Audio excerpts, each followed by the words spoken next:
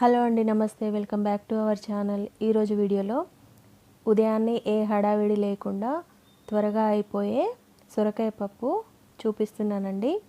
చాలా టేస్టీగా ఉంటుంది. ముందుగా కుక్కర్ తీసుకొని అందులో 200 గ్రాముల వరకు పెసరపప్పును వేయండి.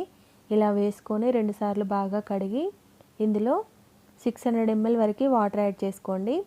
ఇలా యాడ్ చేసుకున్నాక ఒక మీడియం సైజ్ సొరకాయ తీసుకొని చిన్న ముక్కలుగా కట్ చేసుకొని ఇందులో యాడ్ చేసుకోండి. ఇప్పుడు ఇందులో 5-6 పచ్చిమిర్చి వేసుకోండి. తర్వాత ఒక ఉల్లిపాయ సన్నగా తరిగి యాడ్ చేసుకోండి.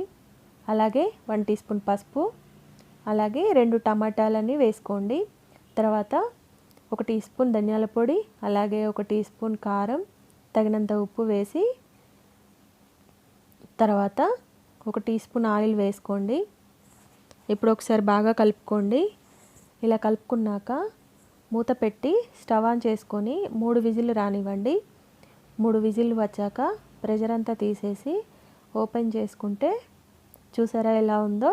ఇప్పుడు దీనిని పప్పు దువ్వతో ఒకసారి మ్యాష్ చేసుకోండి. బాగా మెదపకండి, అక్కడక్కడ సొరకాయ ముక్కలు తగులుతుంటే చాలా టేస్టీగా ఉంటుంది. ఇలా ఒకసారి మెదుపుకొని 1/2 గ్లాస్ వరకు వాటర్ యాడ్ చేసుకోండి. ఇది ఇలాగే ఉంటే ఇంకా గట్టి పడిపోతుందండి, అందుకే నేను వాటర్ యాడ్ చేశాను. ఇప్పుడు ఇది పక్కన పెట్టుకొని స్టవ్ ఆన్ చేసి వేరే గిన్నె పెట్టుకొని 2 టేబుల్ స్పూన్ల ఆయిల్ వేసుకోండి. ఆయిల్ హీట్ అయ్యాక 1 టీ స్పూన్ జీలకర్ర, అలాగే 1 టీ స్పూన్ ఆవాలు వేసుకోండి.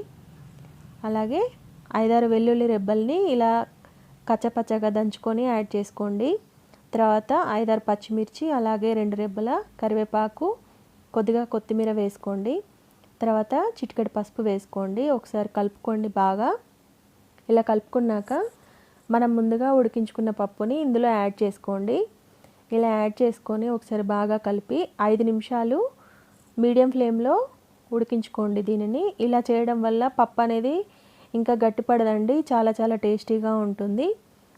చాలా బాగుంటుందండి. ఖచ్చితంగా ట్రై చేయండి. వీడియో నచ్చిందా అండి? నచ్చితే లైక్ చేయండి, షేర్ చేయండి, కామెంట్ చేయండి. అలాగే మరిన్ని వీడియోల కోసం మన ఛానల్ని సబ్స్క్రైబ్ చేసుకోండి.